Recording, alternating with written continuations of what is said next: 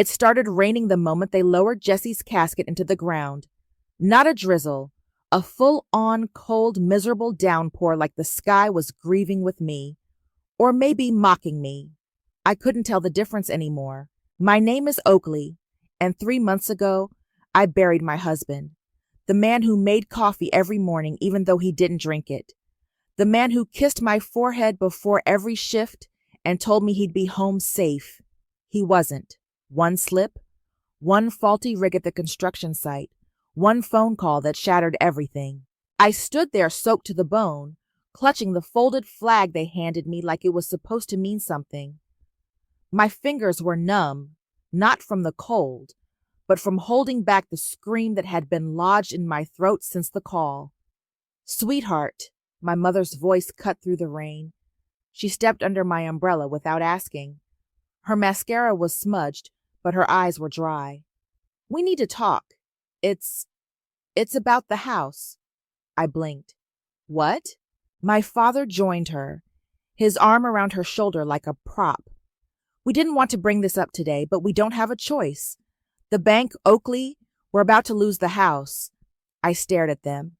The same house I grew up in? The one they always bragged about paying off early? Tessa appeared beside them, all fake tears and dramatic sniffles. "It's bad, Oak. They're behind on everything. They didn't want you to worry, but it's serious." I didn't say anything. Couldn't. My heart was already bleeding. "We wouldn't ask if we weren't desperate," Mom said, gripping my arm. "Jesse would have wanted us to be okay. He was family." That word, family. It hit me like a punch to the gut. "We're not asking for all of it," Dad added quickly. "Just enough to stop the foreclosure. We'll pay you back. Every cent." I don't remember agreeing. I just remember nodding. I remember Tessa hugging me like she'd won something. I remember the way Mom's hand lingered on my purse when I pulled out the checkbook. The insurance money had come in 2 weeks after the funeral. Jesse had been thorough, responsible. He'd taken care of everything, even in death. $480,000. I hadn't touched a cent. I couldn't. It felt like blood money. But they needed help. My parents, my sister, my family. And Jesse would have helped them. He always said, family first, even when they suck. So I wrote the check. $320,000, enough to cover the debt and give them a cushion. I kept a little for myself, just enough to cover rent and groceries for a few months. It felt right, like I was doing something good in the middle of all the pain. They hugged me, told me I was a blessing, promised to keep me updated. Then they disappeared. No calls, no texts, no updates, just silence. At first, I didn't think much of it. They were probably busy dealing with the bank, I told myself. Paperwork, lawyers, whatever. I left voicemails. "Just checking in," I'd say. "Hope everything's okay." Nothing. Maya, my best friend since high school, wasn't buying it. "They're ghosting you," she said over coffee one afternoon. "You gave them 300 grand, Oak. You don't get to be polite anymore." "They're my parents," I mumbled. She raised an eyebrow. "So?" I didn't have an answer. 2 months passed. Rent was coming due again. I picked up extra shifts at the bookstore, canceled my gym membership, and stopped ordering takeout. I didn't touch the last bit of insurance money. I couldn't. That was Jesse's. It felt sacred. Then, out of nowhere, Tessa texted, "Hey, so sorry we've been MIA. Things have been crazy. Let's do brunch soon." I stared at the screen like it might explode. No mention of the house. No mention of the money. I showed Maya. "Brunch?" she scoffed. "Is she serious?" I didn't respond. I couldn't. Something in my chest twisted. I didn't want to believe it. Not yet. Then came the video. It was a Tuesday. Freddie, my neighbor across the hall, knocked on my door with a USB drive in hand. "You need to see this," he said, eyes serious. Freddie was a drone guy, always flying that thing around the neighborhood. I used to tease him about it, called him Spy Kid. He didn't smile this time. I plugged the drive into my laptop. The footage was clear. A dealership, BMW, my parents and Tessa standing next to a white convertible, laughing, hugging the salesman, signing papers, champagne. I covered my mouth. Then I heard it, clear as day, my father's voice. She actually fell for it. The room spun. I paused the video. They bought a car? I whispered. Freddie nodded. That was 3 weeks ago. I didn't want to assume anything, but I recognized your sister. I couldn't breathe. Maya came over that night. She watched the footage in silence, then turned to me. They lied to you, she said. They stole from you. From Jesse. I sat on the floor, knees to my chest, staring at the paused video. My mother's smile, my father's smug laugh. Tessa's sunglasses perched on her head like a crown. I felt something shift inside me, like a door I didn't know existed had just creaked open. I didn't cry, not this time. I just whispered, they're going to regret this. I called them, all three, one after the other, straight to voicemail. I waited an hour, tried again, nothing. Maya sat across from me at the kitchen table, arms folded, jaw tight. They're not going to pick up, Oak. You saw the video. They're not hiding it. They don't care. I stared at my phone like it might grow a conscience. I just want to hear them say it. I want to hear them lie to my face. Maya leaned forward. Then let's go to them. I blinked. You mean like show up unannounced. You gave them your husband's life insurance and they ghosted you. You deserve answers. I hesitated. She stood up. I'm driving. Get your shoes. The drive to my parents' place felt longer than it was. My stomach churned the whole way. I kept picturing Jesse's face. How he used to say, your mom's intense, but she means well.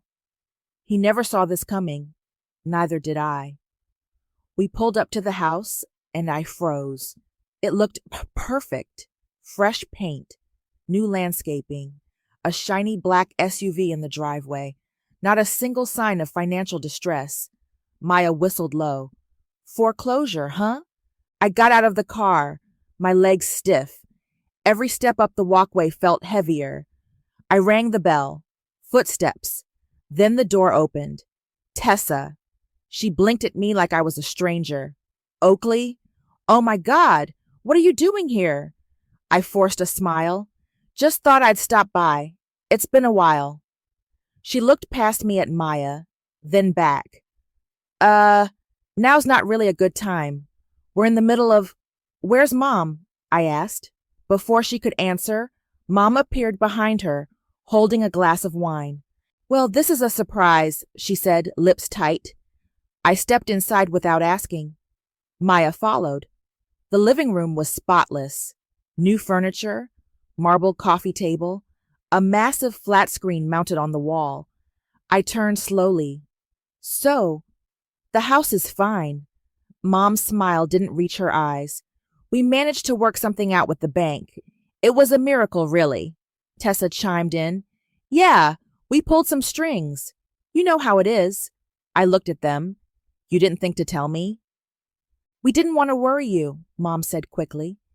You've been through so much. I nodded. Right, so much. Like burying my husband and giving you $300,000. Tessa shifted uncomfortably. We said we'd pay you back. I pulled out my phone and hit play. The dealership footage filled the room. My father's voice echoed. She actually fell for it. Tessa's face drained of color. Mom's wine glass trembled slightly. I paused the video. So, was that before or after the miracle? Silence. Maya stepped forward. You lied. You stole. And you laughed about it. Mom's voice hardened. You don't understand the pressure we were under. I turned to her. No, I understand perfectly. You saw me broken. You saw me grieving. And you saw an opportunity. Tessa crossed her arms. God, Oakley, it's not like we killed him. Maya's mouth dropped open. I didn't flinch. No, you just danced on his grave. The front door opened. Dad walked in, keys in hand, humming. He stopped when he saw us. His eyes flicked to the paused video on my phone. Ah, so the secret's out. I stared at him. You're not even going to deny it? He shrugged. What's the point? You gave us the money. No one forced you. Maya stepped forward. You manipulated her. Lied about foreclosure. That's fraud. He laughed. Oh, please. What court's going to hear a case about a daughter voluntarily giving money to her family? I looked at him, really looked, and for the first time I saw it, the smugness, the calculation, the total absence of shame. I turned to leave. Tessa called after me. Wait, Oakley, don't be dramatic. I stopped at the door. You're right. I've been dramatic, crying, mourning, trusting. That ends today. Back in the car, Maya was fuming. They're monsters, she said, and they're not even hiding it. I stared out the window. They think they've won. She looked at me. What are you going to do? I didn't answer right away. The dealership footage played again in my mind. The laughter, the champagne. I'm going to find out everything, I said. Every lie, every dollar, every secret. Maya nodded. And then, I looked at her, then I'm going to burn it all down. The next morning, I was at the county records office by 9 a.m. I didn't sleep much. My hands still shook from the night before, but I was done crying. I had a laptop, a notebook, and a list of questions. Hi, I said to the clerk behind the glass. I need property records for 11-29 Maple Drive. She looked it up. You the owner? No, but I'm the daughter. I just need to know if the house has been in foreclosure. She raised an eyebrow. That address? No, ma'am. That home's been refinanced twice in the last 5 years. No foreclosure on file. I blinked. Are you sure? She turned the screen. Positive. Last refi was 18 months ago. Fixed rate. They're current on payments. I stepped back from the counter, heart pounding. Thanks. Outside, I called Maya. They never even were in foreclosure, I said. No surprise there. What's next? I'm going over there. To do what? To see it for myself. Want me to come? No. I think I need to do this alone. The drive to the house felt different this time. I wasn't nervous. I was watching, noticing. I parked a block away and walked up the street, hoodie pulled low, sunglasses on. I wasn't hiding. I just didn't want to give them a heads up. The garage door was open. Inside was the white BMW from the video, polished, gleaming. Dad's voice echoed from the backyard. I slipped around the side fence and peeked through the slats. There they were.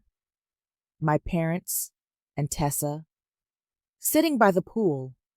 A new pool. The old one had been filled in years ago. This one had a waterfall feature and a built-in hot tub. Tessa was sipping from a wine glass. I was thinking we could remodel the patio next. Maybe add a bar. What do you think? Mom nodded. We've got the funds, and the weather's perfect for it. Dad laughed. Let's not overdo it. We still have to be subtle. Tessa rolled her eyes.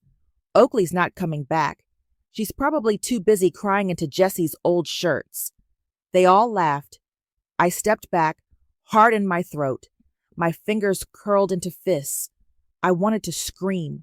I wanted to storm in and flip the damn table. But I didn't. I pulled out my phone and hit record. I got it all. Later that night, I sat on Maya's couch, playing the video. She watched in silence, jaw clenched. They're disgusting, she said. They're sloppy, I replied, and that's going to be their downfall. She looked at me. What's the plan? I opened my laptop.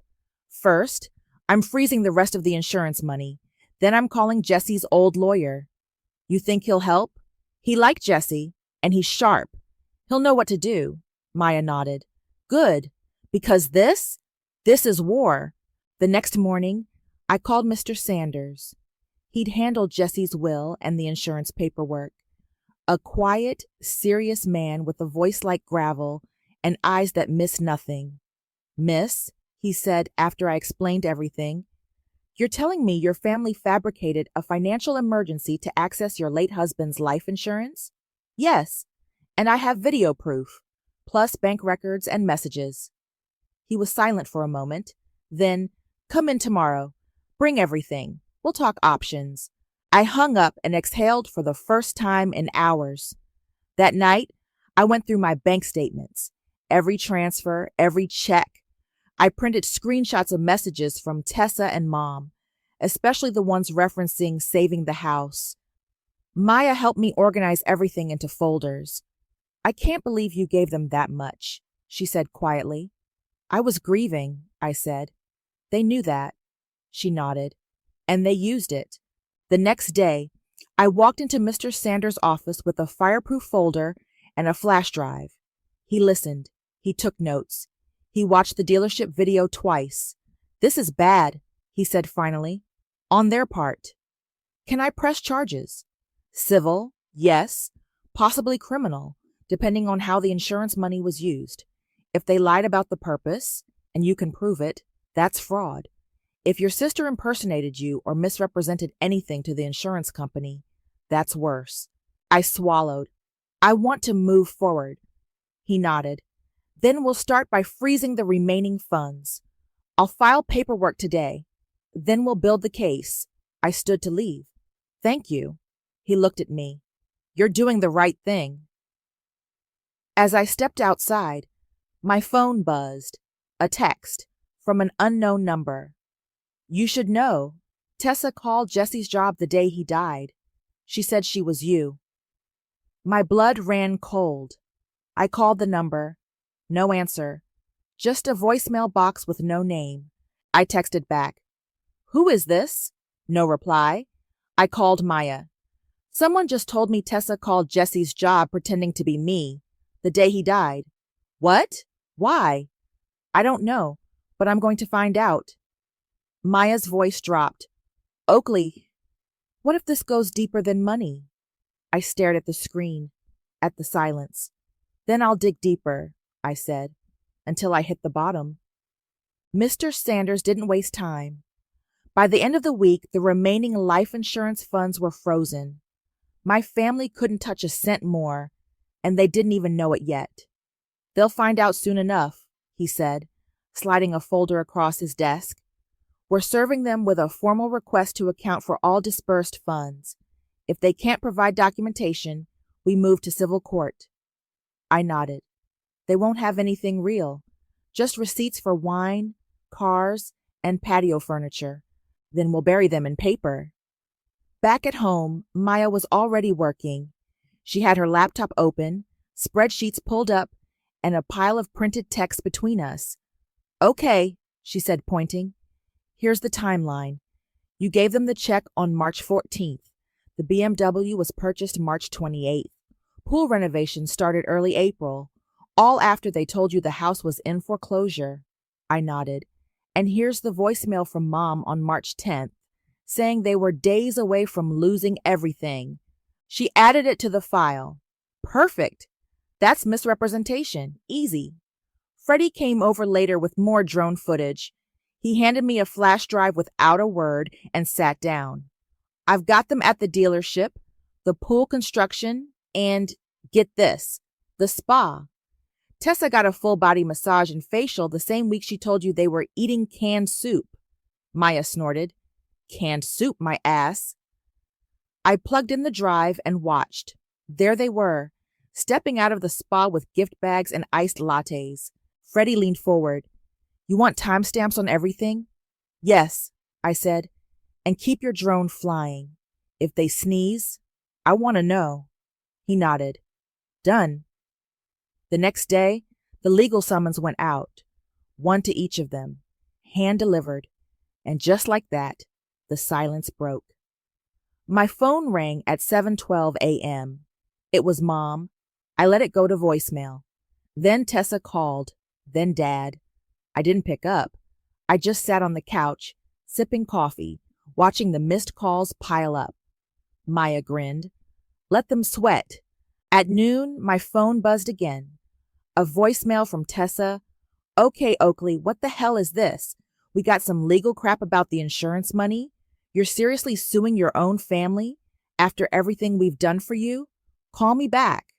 I didn't. That night, there was a knock at my door. Maya peeked through the peephole. It's your parents. I opened the door halfway. Mom's face was flushed. Oakley, what is this? Some kind of sick joke? Dad stepped in. You're taking legal action against us? Your own mother and father? I stayed calm. You lied. You stole. You laughed about it. Mom's voice rose. We're your family. You used me, I said. You saw me broken and you cashed in. Dad pointed a finger. You gave us that money willingly. Under false pretenses. That's fraud. Tessa appeared behind them, arms crossed, sunglasses perched on her head like she was starring in a soap opera. You're being dramatic, she said. It was just money. Maya stepped beside me. It was her husband's life insurance, not a birthday check. Tessa rolled her eyes. Whatever. You can't prove anything. I smiled. Actually, I can. I pulled out my phone and tapped play. The dealership footage, the laughter, the champagne, my dad's voice. She actually fell for it. They all froze. I let it play twice before turning it off. You're going to regret this, Mom said quietly. No, I replied. You are. The door slammed behind them. 2 days later, Mr. Sanders called. They've responded through a lawyer, denying everything, claiming the funds were a gift. Expected, I said. But there's something else. I sat up straighter. What? I got a call from someone at Jesse's company. They said a woman called the day of his accident, pretending to be you, asking about the insurance process. That's not standard. My throat tightened. Did they say who? They didn't know her name, but they said she sounded young, pushy, asked if the claim would be fast-tracked. I hung up and called Jesse's old supervisor. I'd met him once, at the funeral. Hi, it's Oakley. I need to ask you something. Strange. He remembered the call. Yeah, I thought it was you. But now that you mention it, the voice was off. She kept saying she was your sister, then corrected herself. I swallowed. Do you have a recording? I'll check. That night, I went through old texts between me and Tessa. I found one from the day Jesse died. So sorry, Oak. Let me know if you need anything. Love you. It was sent at 10:42 a.m. Jesse's accident happened at 11:15. She knew before I did. I stared at the screen until it blurred. Then I opened my laptop and started a new folder. Tessa, possible insurance fraud. I added everything. Maya sat beside me, quiet. You okay? No, I said, but I'm getting there. She nodded. Good. Because they're about to find out who they messed with. I found her at the salon.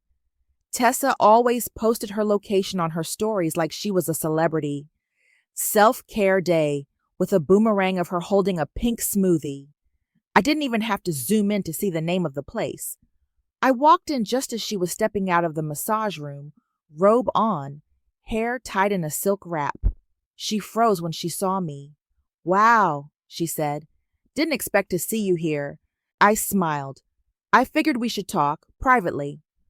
The receptionist was already eyeing us. Tessa sighed. Fine. 5 minutes. We stepped outside into the parking lot. Her BMW gleamed in the sun like a slap in the face. I didn't waste time. You called Jesse's job the day he died. Her expression didn't change, but her eyes flicked, just for a second. I don't know what you're talking about. You said you were me. Asked about the insurance claim. Before I even knew he was gone. She shrugged. I was trying to help. I took a step closer. You impersonated me. Tessa rolled her eyes. Oh, please. It was one call. I was just trying to figure out how long the process would take. You were a wreck. You didn't even tell me he was dead yet." She looked away. "I found out through someone at the site. I just wanted to know what we were dealing with." "We?" She turned back, arms crossed. "Don't act like you didn't need help. You were falling apart. You couldn't even get out of bed. You weren't helping me. You were helping yourself." She smirked. "So what? It's not like I forged anything. I asked a question. Big deal. You lied. You used my name. That's fraud." Her face twisted. "You're really going to take this to court? Over a phone call?" "No," I said. "Over everything. The money, the lies, the fact that you celebrated Jesse's death like it was a lottery win." She scoffed. "Don't be dramatic." I pulled out my phone and opened the folder. "You want to hear what you texted Mom the day of the funeral?" I read it aloud. "She looks like a ghost in that dress. Bet she doesn't even realize she gave us more than we asked for." Tessa's face drained of color. I kept going. "Once the check clears, I'm booking Cabo." She lunged for the phone. I stepped back. "Don't touch me." "You went through my phone?" she hissed. "No. You backed it up to the cloud. Jesse set it up for you, remember?" She looked like she might spit. "You used my grief," I said. "You used my husband's death." Tessa's voice dropped. "You were always the favorite, the golden one. Jesse was perfect. You had the life I was supposed to have." I stared at her. "So you stole it?" She didn't answer. I turned to go. "You think you're better than us now?" she snapped. "Because you lawyered up?" I stopped. "No, I think I'm finally seeing you for who you are." I got in my car and drove straight to Maya's. She opened the door before I even knocked. "Well?" She admitted it. Said she called pretending to be me. Said I was falling apart, so it was justified. Maya's jaw tightened. "That's not just fraud. That's impersonation. Maybe even wire fraud, depending on what she said to the company." I nodded. "We need to add it to the case." We sat down at her kitchen table, laptops open, files spread out. I forwarded the audio recording I'd secretly taken of Tessa's confession to Mr. Sanders. He replied within the hour. "This changes things. We'll be adding criminal impersonation and misrepresentation to the civil suit, also looking into federal fraud statutes." I exhaled. Maya handed me a glass of water. "You okay?" "No, but I'm not scared anymore." She smiled. "Good, because they should be." The next day, I went through more of Jesse's things. I found his old phone, still functional, still logged into his email. I wasn't sure what I was looking for until I saw a thread between him and my dad. Subject line: helping Oakley's family. I clicked. Dad had asked Jesse if he'd consider loaning them $50,000 to help with some home repairs. Jesse declined politely. Said we were saving for a house of our own. The email was dated 6 months before he died. I forwarded it to Mr. Sanders.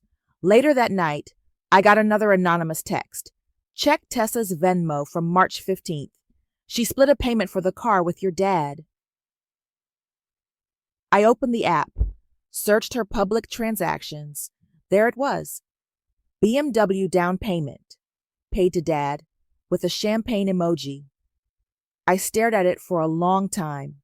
Then I screenshotted it, saved it, and added it to the evidence folder. Maya looked over my shoulder. "They really thought you'd never look." "They thought I'd just stay broken," she nodded. "They don't know you anymore." I closed the laptop. They never did. They showed up at my apartment on a Sunday. I was folding laundry when the knock came. Not a polite tap. A full-on, angry, impatient bam, bam, bam. Maya peeked through the peephole. "It's them, and they brought the damn car." I opened the door slowly. There they were. Mom in designer sunglasses, Dad in a crisp polo, Tessa in heels too high for daylight. And behind them, parked like a trophy, the white BMW. Mom stepped forward. "We need to talk." I leaned against the doorframe. "About what? The lawsuit? The fraud? The impersonation? Dad held up a hand. Let's not do this here. We came to make peace. I crossed my arms. You brought your lawyer? No, he said. We came as family. Maya let out a laugh from behind me. That's rich. Tessa flipped her hair. Can we come in or not? I stepped aside. Sure, I've got something for you, actually. They filed in like they owned the place. Mom wrinkled her nose at the laundry basket. Tessa rolled her eyes at the IKEA furniture. We've been thinking, Dad started, sitting on the edge of my couch like it might stain him. The whole legal thing. It's gotten out of hand. We're willing to return some of the money. Some? I asked. 50,000, he said. That's fair. I raised an eyebrow. You stole over 300, Mom chimed in. It was never about stealing. It was about survival. Family helping family. Tessa added, besides, you still have some of it, right? Maya stood up. You're unbelievable. Dad ignored her. We're willing to settle this quietly. No court, no drama, but we need a little help right now. I tilted my head.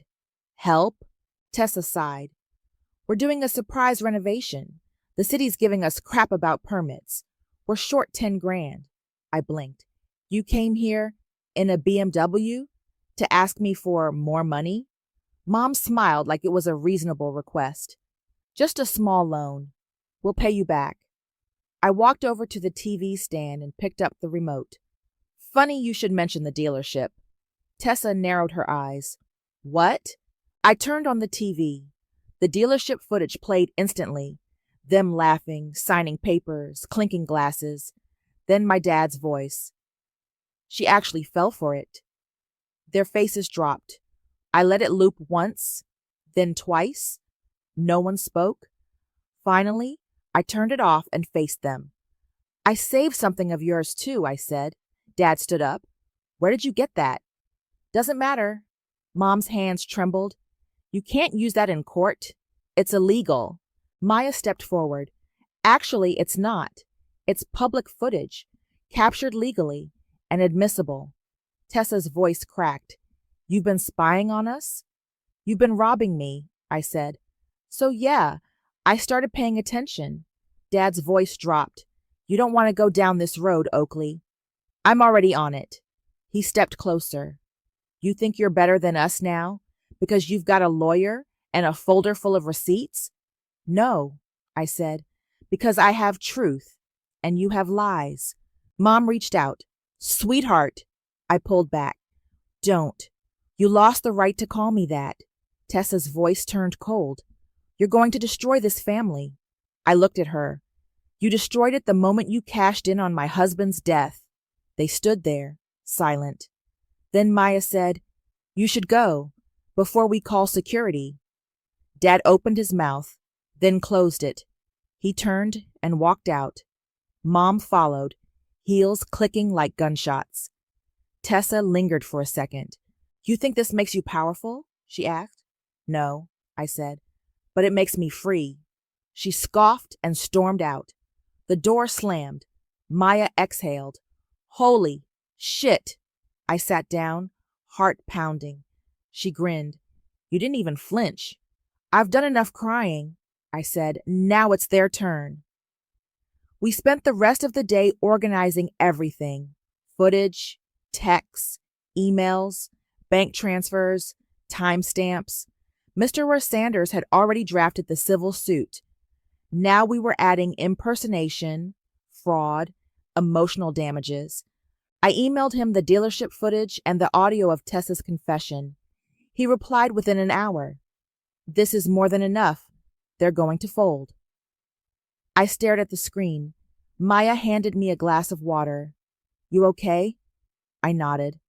I think I'm finally starting to be. She smiled. You were right. You saved something of theirs. Now it's going to save you. I looked out the window. The BMW was gone, but the damage was done, and the reckoning had just begun. They walked into Mr. Sanders' office like they still had the upper hand. Tessa wore a tight blazer and heels that clicked with every step. Mom had on pearls and a forced smile. Dad's tie was crooked, but his smirk was intact. They brought a lawyer, some guy in a cheap suit who looked like he hadn't read a single page of their file. I sat across the table with Maya beside me and Mr. Sanders at the head. "Let's begin," he said, calm and cold. "We're here to discuss the formal response to the civil suit filed by my client, Oakley, regarding the misappropriation of life insurance funds, emotional damages, and fraudulent misrepresentation." Dad leaned forward. "This whole thing is a misunderstanding." Mr. Sanders didn't blink. "We'll let the evidence speak for itself." He opened a folder and slid a stack of documents across the table. "These are certified bank records, text messages, drone footage, and a recorded confession from Tessa regarding impersonation and misuse of funds." Tessa's lawyer barely touched the papers. "This all seems circumstantial." Mr. Sanders smiled faintly. "Let's start with the dealership footage." He hit play on the small screen in the center of the table. The video filled the room, the three of them laughing, signing the BMW paperwork, clinking glasses. Then Dad's voice. "She actually fell for it." No one spoke. Mr. Sanders continued like he was reading a grocery list. "Following that, we have Venmo transactions linking the car down payment to the insurance money, time-stamped 2 weeks after the funds were transferred." He flipped to a second page. "We also have audio of Tessa admitting to impersonating Oakley in a phone call to Jesse's employer, inquiring about the insurance claim before Oakley was even notified of his death." Tessa shifted in her seat. Her lawyer whispered something. She didn't respond.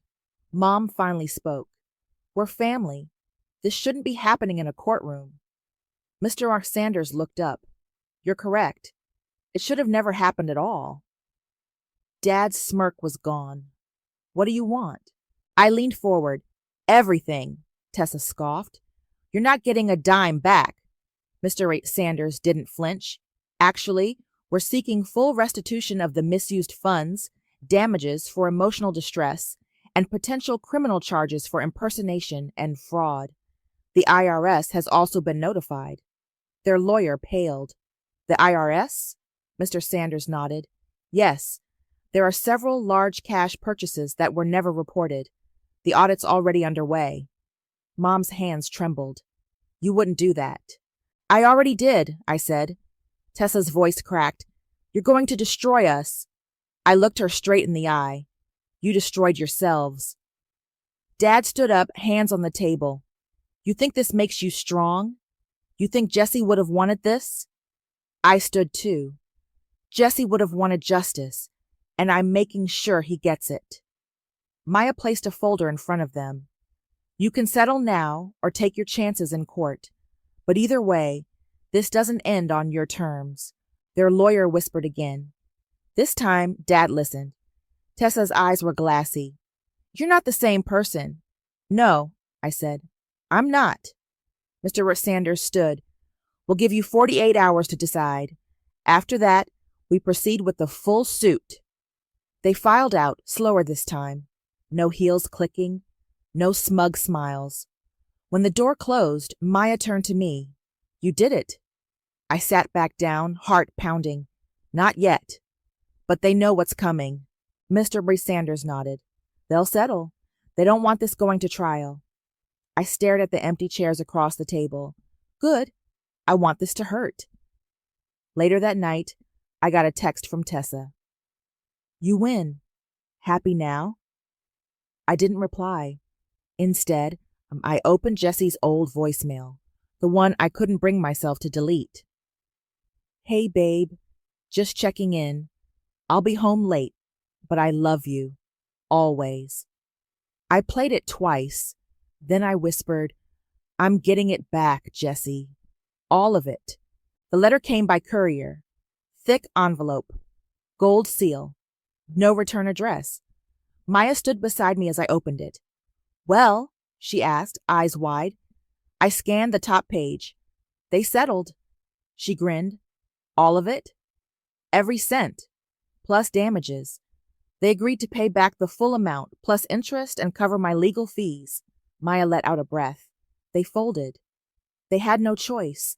Inside the envelope were copies of signed agreements. Tessa's name, my parents' signatures, a bank account listed for restitution payments. The BMW was already repossessed. The pool company filed a lien on their house. And the IRS? Still digging. They're going to lose everything, Maya said. I nodded. They already did. That night, I boxed up the last of Jesse's things. Not because I wanted to forget him, but because I didn't need to hold on to the pain anymore. His hoodie still smelled like him. I folded it carefully and placed it in the bin marked Keep. There was a knock at the door. I opened it to find Mom standing there, alone, holding a manila envelope. I'm not here to beg, she said. Good, I replied, stepping aside but not inviting her in. She looked tired, smaller somehow. Her hair wasn't done, and her usual perfume was replaced with something bitter. Regret, maybe. I wanted to give you this, she said, handing me the envelope. I opened it. Inside were old photos. Me and Jesse at our wedding, at Christmas, laughing on the beach. I hadn't seen these in years. I found them in a drawer, she said. Figured you'd want them. I didn't say anything. She shifted. We're losing the house. I know. Tessa moved in with a friend. Your father's under audit. We're not doing well. I looked at her. You came here for sympathy? No, she said quickly. I came because I wanted to say something. I waited. I'm sorry, she said. We were wrong, all of it. I don't expect forgiveness. I wanted you to know that. I nodded once. Thanks for the photos.